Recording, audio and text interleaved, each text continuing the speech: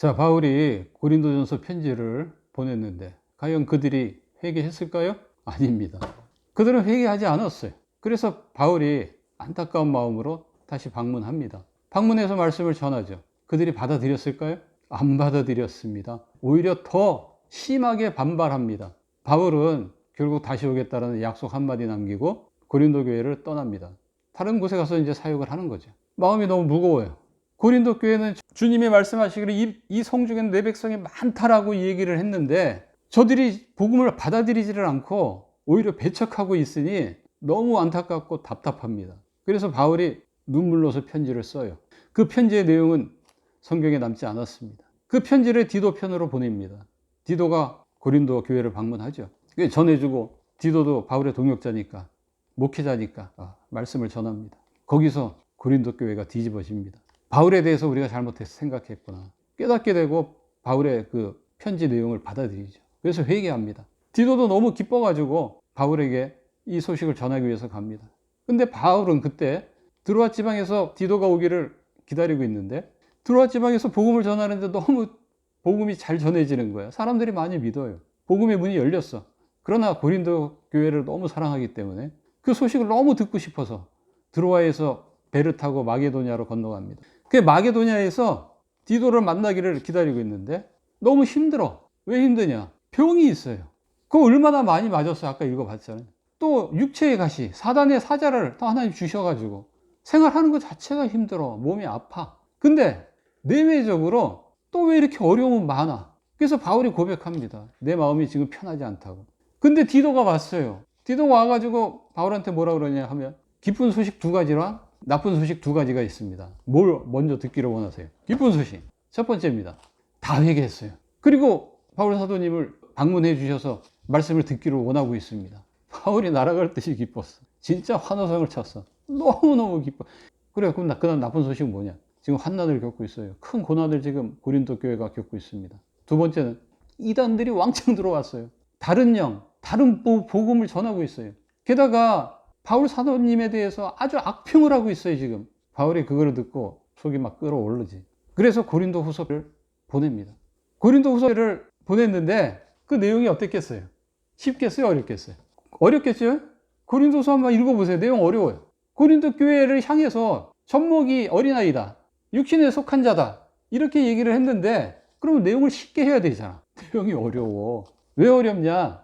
이거 보약이야, 보약. 지금 이단들이 왕창 들어와 있대잖아. 그 이단들을 방어할 수 있는 신앙을 넣어줘야 돼요.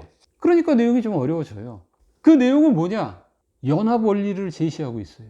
1장에서부터 끝장이 13장까지 바울은 예수님의 연합 원리를 쫙 이야기하고 있어. 이 연합 원리가 뭐죠? 로마서에서 우리가 배웠죠. 예수님이 십자가에서 죽어주셨을 때 나도 죽었고, 예수님이 부활하셨을 때 나도 살아난 거죠. 그게 바로 연합 원리야. 그걸 내가 믿는 거야. 예수님이 내 죄 때문에 십자가에 죽어주셨다라는 것은 내 몸에서 죄만 싹 뽑아다가 그 죄를 지고 십자가에서 죽어주셨다는 뜻이 아니에요.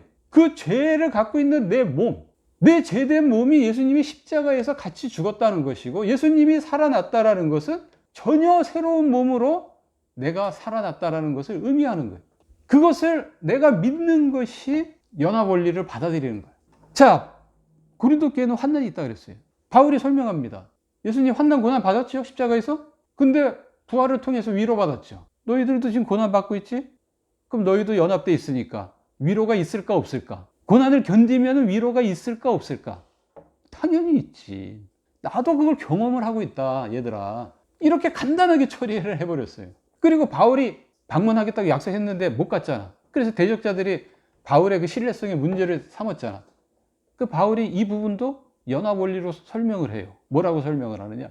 자, 하나님의 약속은 예수님을 통해서 다 이루어졌다. 그죠? 하나님이 구약에서 예라고, 예수님에 대해서 예라고 예언한 것은 진짜 다 예가 됐죠.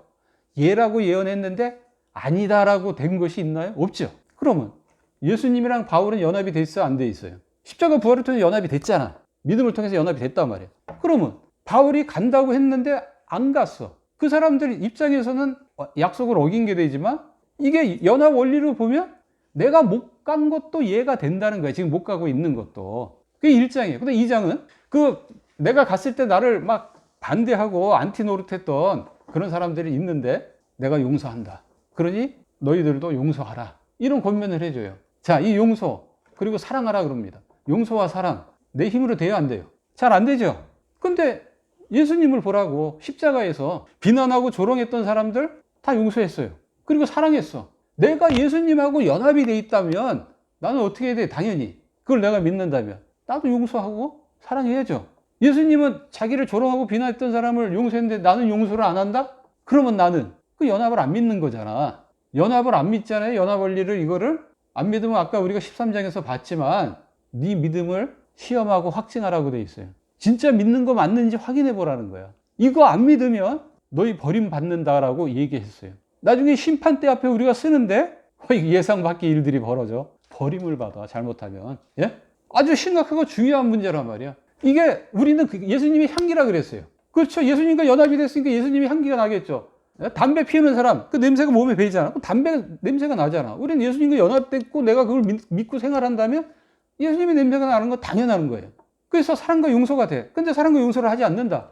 이건 뭐 사탄의 냄새지. 사탄의 계략에 빠지지 말라고 바울이 얘기하고 있어요. 2장에서. 바울은 3, 4, 5장에서 자신이 사역을 중단할 수 없는 이유에 대해서 그 세 가지를 설명을 하고 있습니다. 3장에서 자신의 직분이 모세의 직분보다 더 영광스러운 직분이기 때문에 사역을 중단할 수 없다고 얘기합니다. 바울은 자신을 신약시대의 일꾼으로 얘기하고 있어요. 모세는 구약시대의 일꾼이 되겠죠. 모세의 직분은 하나님의 율법을 받아서 백성에게 전하는 것이에요. 근데 그 율법은 백성들을 정죄하게 하고 결국 죽게 만들어요. 1세대 그 출애굽 이스라엘 백성들을 보면 결국 광야에서 다 죽었어요. 여호수아 갈렙만 빼놓고. 이에 반해서 신약시대의 직분인 바울의 직분은 복음을 전하는데 그거를 믿는 사람들은 의롭게 됩니다. 그래서 의롭게 해주고 살려주는 그런 직분이 신약시대의 직분이에요. 그래서 훨씬 더 영광스럽다고 바울은 이야기하는 겁니다. 그것만 해도 영광스러운데 바울은 하나 더 이야기를 합니다. 이렇게 정죄하고 죽이는 모세의 직분도 영광스러워서 그 얼굴에 하나님의 영광이 나타났는데 의롭게 하고 살리는 우리의 직분은 얼마나 더 그러면 영광스럽겠느냐, 그렇게 이야기를 하는 거죠. 그래서 바울은 4장에서 나는 낙심하지 않는다, 나는 사역을 중단할 수 없다, 그렇게 이야기하는 거예요. 영광스러운 직분이기 때문에. 근데 모세처럼 이 땅에서 그 얼굴에 영광이 나타나진 않지만 우리는 예수님의 십자가 부활과 연합되어 있기 때문에 부활 후에 예수님과 같은 그런 영광으로 나타납니다. 여러분 지금 어떤 직분을 갖고 있는지 모르지만 굉장히 영광스러운 직분이에요. 모세보다도 더 영광스러운 직분입니다. 목회자든 장로든 집사든 주일학교 교사든 성가대든 주차요원이든 다 모세보다 영광스러운 직분이에요. 여러분들 중단하면 안 됩니다. 포기하지 마세요. 그 다음 4장에서 사역을 중단할 수 없는 두 번째 이유를 설명을 하고 있는데요. 바로 보배를 질그릇 속에 갖고 있기 때문에 그렇습니다. 보배는 누구를 가리키느냐? 예수님이죠. 질그릇은 우리의 몸입니다. 내 몸 속에 예수님을 믿으면 성령으로 예수님이 거하세요. 예수님과 나는 실제적으로 하나가 되는 거예요. 관념적으로 하나가 되는 게 아니에요. 내가 예수님과 연합이 돼 있구나라고 생각할 때만 연합이 돼 있는 게 아니고 내가 생각하고 있지 않을 때도 나는 예수님과 연합돼 있는 거야. 그래서 내 속에 거하시는 그 예수님이 하나님의 능력을 나한테 계속 공급을 해줍니다. 바울이 이렇게 설명을 하고 있어요. 예수님이 나한테 사역을 할 수 있는 능력을 계속 공급을 해주고 있는데 대적자들이 반대한다 그래서 내가 어떻게 사역을 중단할 수 있겠습니까? 그죠? 게다가 연합 원리의 그 관점으로 보더라도 예수님께서 이 세상을 구원하는 사역을 하셨는데 대적자들이 반대를 한다 그래서 사역을 중단했습니까? 아니죠. 그러면 이런 예수님과 연합되어 있는 바울이나 우리들은 어떻습니까? 우리의 이 직분을 포기하면 안 되는 겁니다. 예수님처럼 나중에 영광스러운 부활을 보려면 이 직분을 포기하면 안 된다는 거죠. 그래서 바울은 뭐라 그러냐면은 내가 우겨쌈을 당하여도 답답한 일을 당하여도 박해를 받아도 거꾸리 트림을 당하여도 나는 사역을 중단하지 않겠다. 나는 오히려 순교를 각오하고 복음을 지금 더 열심히 전하고 있다. 이렇게 이야기를 합니다. 그 어떤 것도 막을 수가 없는 거지.